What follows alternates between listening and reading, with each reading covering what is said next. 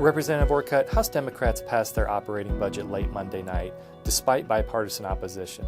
Can you tell us about your vote on that legislation?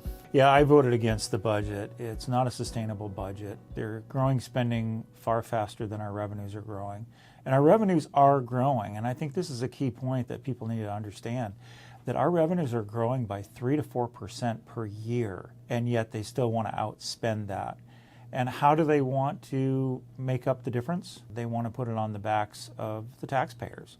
They want to make it appear like they're going to put it on businesses or wealthy individuals, but one that'll drive innovation, it'll drive jobs out of this state, it will drive investment out of this state, it will discourage investment from coming into the state. But more importantly, the immediate impacts will be higher costs on everything. The food that you put on your table is going to cost more. Any item that you buy anywhere, it's going to cost more because they're going to tax the businesses that provide those.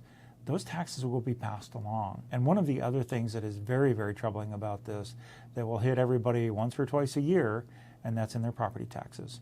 Because the growth factor of 1% limit that the voters put into place with Initiative 747 would be changed from a 1% growth limit to a 3% growth limit. And that is very, very concerning when people are already seeing their taxes go up at rates of 3, 5, 7, and some are even double-digit percentages on an annual basis. People can't afford to see that limit factor raised to raise their taxes even higher. The next day, Governor Ferguson held a news conference and said he would not sign the operating budgets recently passed by Democrats because they propose far too much in taxes. What are your thoughts on these remarks? Well, and it wasn't just that they proposed too much in taxes. He very specifically spoke of one of the tax proposals and saying it was untested. He's not sure it's going to stand up in court. And this is the same person who used to be the Attorney General who has actually defended the state on some of their tax increases that I still believe are unconstitutional, that he fought in favor of.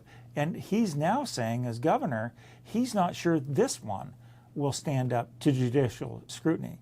So he's concerned that the taxes that they're trying to base this on actually won't be there.